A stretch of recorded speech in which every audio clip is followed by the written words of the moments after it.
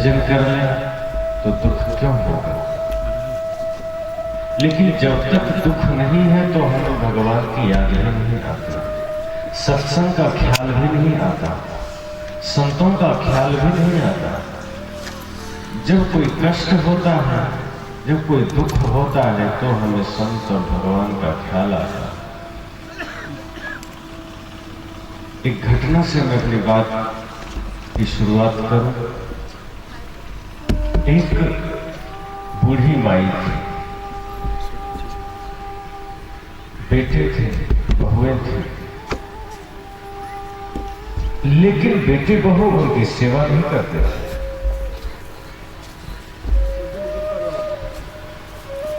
वो परेशान थी और तो और जहां वो बूढ़ी माई रहती थी वहां एक दीवार दे दिया, बेटे बहू इस पार, बूढ़ी माई उस पार।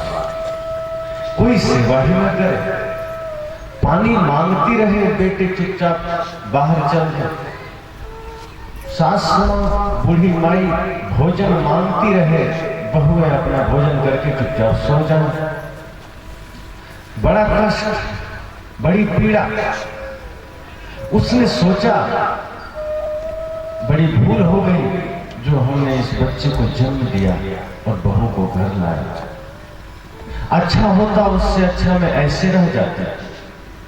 कितने ख्वाब देखे थे, कितने स्वप्न सजाए थे कि बच्चे बड़े होंगे, शादी हो जाएगी, बुढ़ापे में सेवा करेंगे, बुढ़ापे में सहारा बनेंगे। ये तो उल्टा खाने को नहीं देते, ये तो भोजन ही नहीं देते, पानी भी नहीं देते।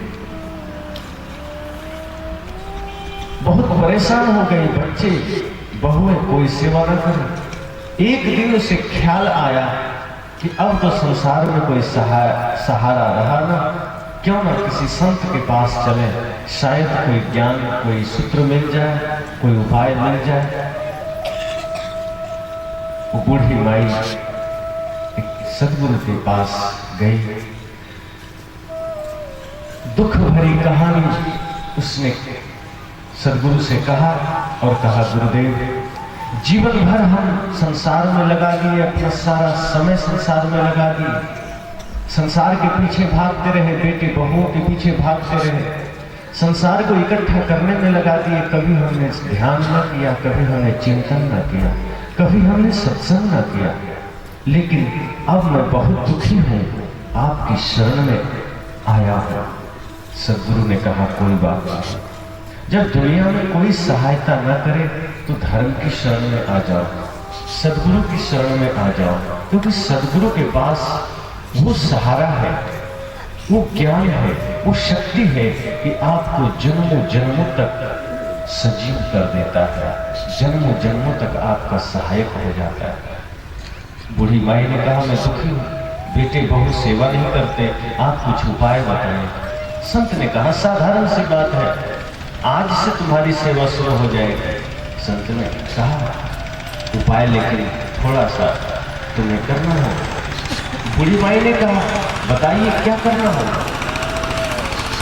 संत ने बूढ़ी माई के कान में कुछ कहा और कहा, जाओ बाजार से एक नई पेटी खरीद लाना, बढ़िया बक्सा, और कुछ उसमें भरने के लिए कहा, और उसको घर में बहुओं को और बेटों को दिखाकर रख देना, ताला लगाकर। अब वो बूढ़ी माई वहां से सीधे बाजार गए, एक नई पेटी खरीदी, और कुछ उसमें जब देखे कि बहू बेटे उस पार घर में है, उनको दिखाकर बक्सा अंदर ले गई और कुछ उठापटक करने लगी, खड़बड़ाहट की आवाज करने लगी, और धीरे धीरे उसमें लगा जैसे कि कुछ उसमें सोने चांदी हीरे जवाहरात भर रहे, वो सब कुछ उसमें भर दिया गया और ताला बंद करके वो अपने खाट के नीचे रख दिया।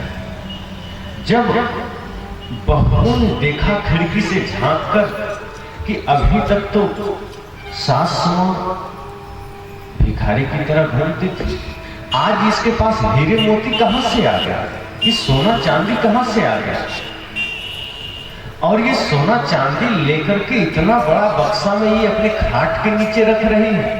अब तो ये बूढ़ी हो गई है, इसको सोने चांदी की क्या जरूरत, इसको हीरे जवाहरात की क्या जरूरत, ये तो मुझे चाहिए।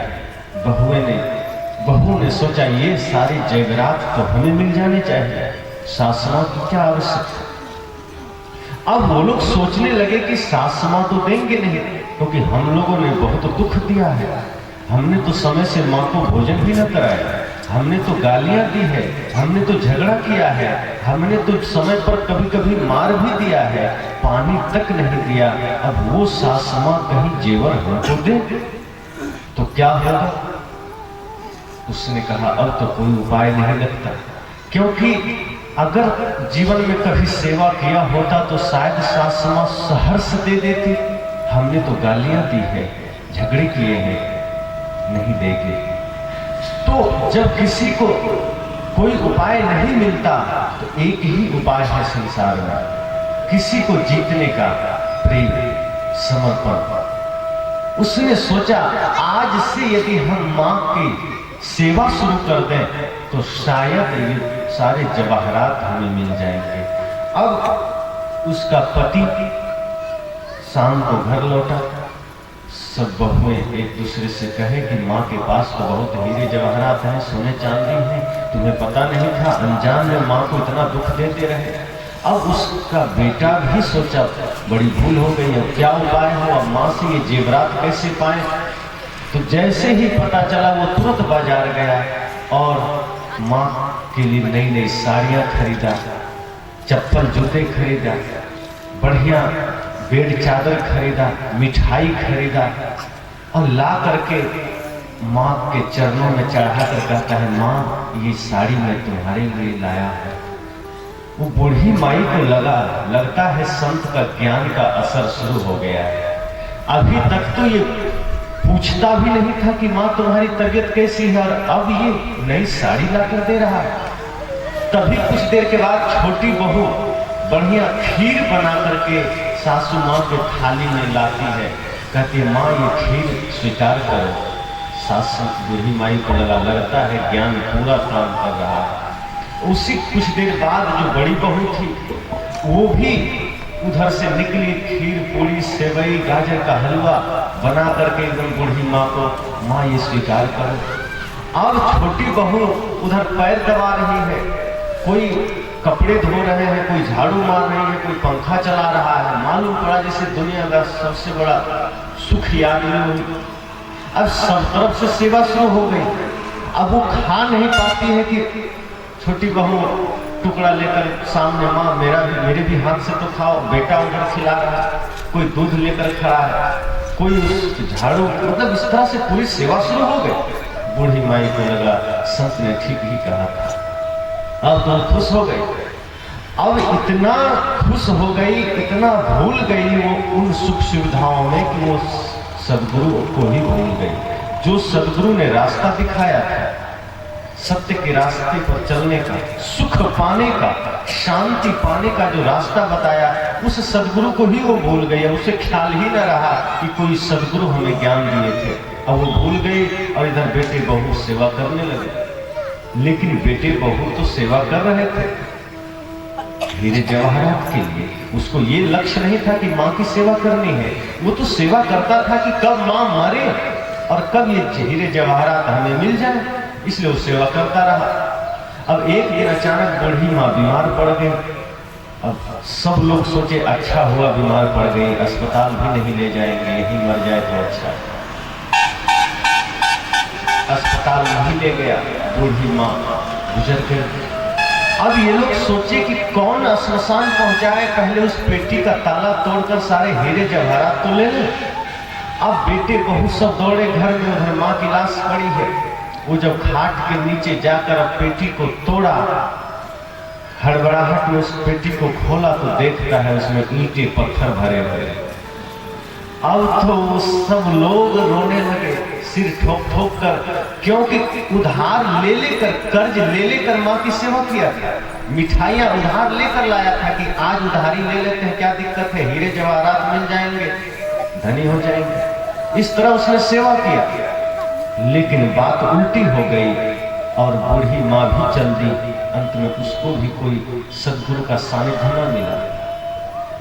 जो आदमी स्वार्थ रखकर सेवा करता है, सुमिरन करता है, वो अंत में उसको ईंटा पत्थर ही हाथ आता है। हम भले ही चाहते हैं, हम सेवा कर रहे हैं, धर्म कर रहे हैं, उपासना कर रहे हैं, लेकिन जिसके मूल में उपासना खत्म हो गई, वासना आ गया, जिसके जीवन में धर्म खत्म हो गया, धन आ गया, जिसके जीवन में शरीर और संसार आ गया, सत्य खत्म हो गया, उसको ईंट पत्थर ही मिलते हैं। इसलिए सदगुरु ने कहा, ऐसे लोग दुख में तो सुमिरन करते हैं, दुख में तो उपासना करते हैं, लेकिन जैसे ही धन आता है कि उपासना भूल जाते हैं, सत्संग भूल जाते हैं। फिर सदगुरु बगल से गुजर रहे हैं, कोई मतलब नहीं है, हाथ भी नहीं जोड़ते। उसके पहले तो खूब नाक रगड़ते थे। अभी चुनाव का समय है, नेता लोग आएंगे, भिखारी के पास भी जाकर हाथ जोड़ता है कि कहिए क्या हाल चाल है। और जब चुनाव खत्म होकर वो जीत जाएंगे तो बड़े बड़े सेठ ही क्यों ना हो, कहेगा हम तो आपको पहचानते ही नहीं, वो नेता। क्या हम वैसा नहीं करते? जब दुख था जीवन में, सदगुरु के पास गए, माला ले लिए, अब जीवन से दुख मिट गया। अब सदगुरु कौन है, क्या है, कोई मतलब नहीं। धन में इस कदर हम भूल जाते हैं कि ख्याल ही नहीं रहता कि धर्म भी कुछ है, सत्संग भी कुछ है। जो धर्म, जो सत्संग हमारे जीवन का प्राण था, वो धर्म को ही हमने त्याग दिया, वो सत्संग को ही हमने त्याग दिया। सत्संग को भी हमने स्वार्थवश अपनाया, धर्म को भी हमने स्वार्थवश अपनाया कि हमारा जीवन में धन आ जाए, वैभव आ जाए, शक्ति आ जाए, घर सुखी हो जाए, मन सुखी हो जाए, इसलिए धर्म को नहीं अपनाया। भक्ति आ जाए इसलिए हमने नहीं अपनाया। बस हमारी कामनाएं अनंत हो, इच्छाओं की पूर्ति होती रहे, वासनाओं की पूर्ति होती रहे, इसलिए हमने धर्म को भी अपनाया। एक आदमी भगवान शिव की आराधना करता था, बहुत तपस्या, बड़ी मेहनत किया तपस्या करने में। ऐसा मालूम पड़ा परम योगी है, जैसे बगुला ध्यान लगाता है, एक टांग पर खड़ा होकर ध्यान लगाता है, वैसा तो कोई ध्यानी भी ध्यान न लगाए, एक टांग पर खड़ा होकर। लेकिन जैसे ही मछली सामने दिखती है तुरंत मुंह में ले लेता है, तो उसका ध्यान स्वार्थ के लिए। इसी तरह उस आदमी ने बड़ी तपस्या की, बड़ा ध्यान लगाया, शिव जी प्रकट हो गए। खुश होकर शिव जी ने उसको एक शंख दिया, कहा ये शंख लो। उस आदमी ने कहा इस शंख का क्या महत्व है? शिव जी ने कहा ये बहुत शंख नहीं, ये महाशंख है, इसका बहुत लाभ है। कहा क्या? कहा इससे तुम जो मांगोगे ये देगा। उस आदमी ने कहा कैसे? कहा तुम मांग कर तो देखो। कहा रुकिए अभी आप जाइएगा नहीं, मैं पहले प्रैक्टिकल कर लेता हूं कि ये देता है कि नहीं। उसने कहा मुझे बहुत बढ़िया मकान चाहिए। कहना था कि मकान तैयार। कहा मुझे बढ़िया भोजन चाहिए, हीरे जवाहरात चाहिए। हीरे जवाहरात आ गए, बढ़िया भोजन आ गया। उसने कहा अब आप जाएं, मेरा काम हो गया। शिव जी को भेज दिया। अब वो महाशंख लेकर घर गया। अब वो कहता है मुझे इतना धन चाहिए, वैभव चाहिए, गाड़ी चाहिए, हवाई जहाज चाहिए। अब दिन रात लग गया, शिव जी को भूल गया। जिस शिव जी की तपस्या करके इसने महाशंख को पाया था, शिव जी को ही भूल गया। अब इतना इच्छाएं उसने फैला ली, इतनी इच्छाएं उसने विशाल कर ली कि धर्म क्या था, तपस्या क्या थी, किन सूत्रों को लेकर उसने तपस्या किया था, किस भावना से उसने शिव जी की आराधना किया था, वो सब भूल गया कि शिव क्या है, भगवान क्या है, कुछ ख्याल न रहा। धन, वैभव, शरीर, संसार में भूल गया।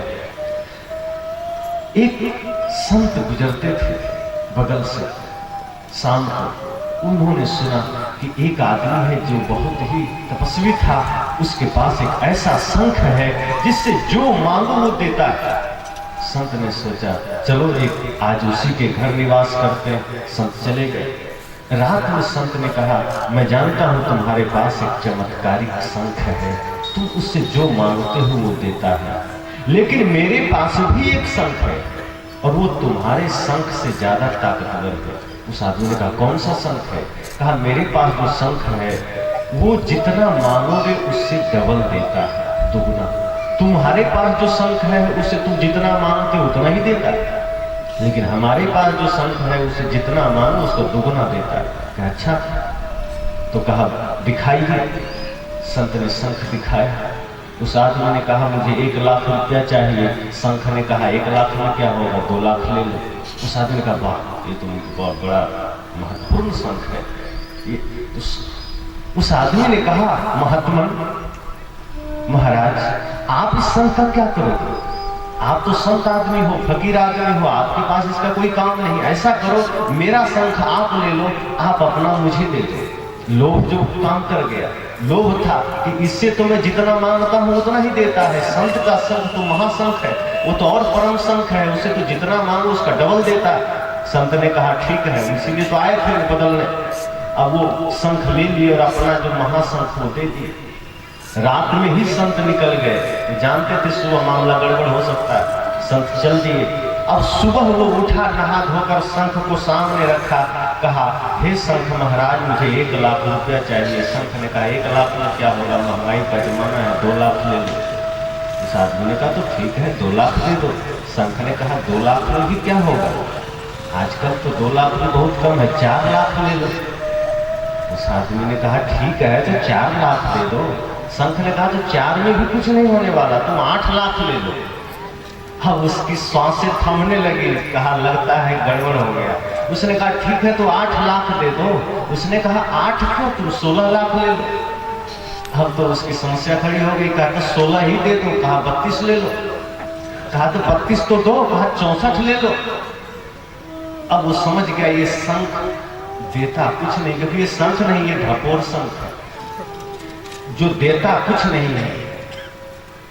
वो लोभ में पड़कर अपना शंख गंवा दिया, जो धर्म से अर्जित किया था, जो सत्य और अहिंसा से अर्जित किया था, जो तपस्या से अर्जित किया था। लेकिन वहां वासना आ गई और वासना का शंख ले आया, और वासना कुछ देती नहीं है, वो संसार बढ़ाता जाता है। वासना तो अनंत है, जो कभी कुछ नहीं देता, वो तो जीवन में दुख ही देता है। जैसे संसार अनंत है वैसे वासना अनंत है, और जिसके भीतर जितनी इच्छाएं वो उसके भीतर उतनी वासना, और जितनी बड़ी वासना उतना आदमी खाली है, उतना आदमी भिखारी है।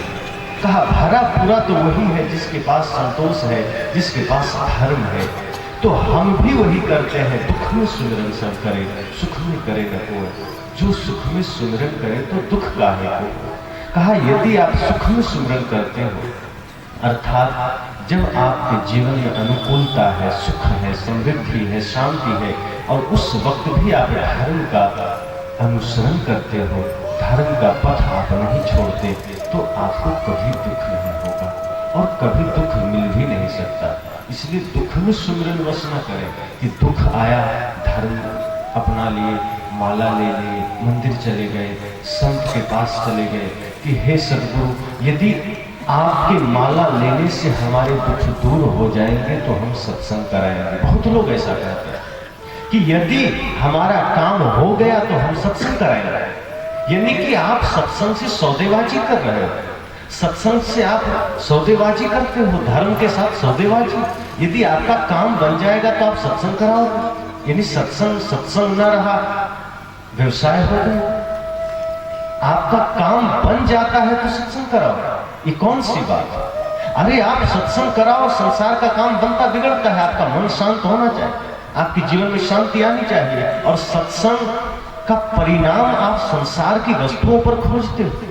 सत्संग तो शाश्वत है जिसका परिणाम संसार की वस्तुओं पर नहीं, स्वयं आप पर उतरता है, आपके मन पर उतरता है। आप सत्संग ही स्वयं में परिणाम है। सत्संग का और क्या परिणाम खोजते हैं कि धन मिल जाए? तो सत्संग का महत्व ही क्या रहा? सत्संग है शाश्वत और धन है क्षणिक। सत्संग है सनातन और धन है क्षुद्र। और आप सोचते हो सत्संग से धन मिल जाए, तो सत्संग की तो मिट्टी पलीत हो गई। सत्संग स्वयं में ही आनंद है, सत्संग स्वयं में ही परमानंद है, परम शांति है। और सत्संग करते करते मन परमानंद में डूब जाए, सत्संग करते करते मन परम शांति में लीन हो जाए। और जब ऐसा होगा तो सत्संग करोगे, ये इच्छा आप नहीं करेंगे कि अगर सुख मिल जाए तो मैं सत्संग करूंगा। सुख मिले दुख मिले, सत्संग तो प्राण है। कभी कोई आदमी ऐसा कहता है कि हमारा काम बन जाए तो मैं श्वास लूंगा और नहीं बने तो श्वास छोड़े रहूंगा?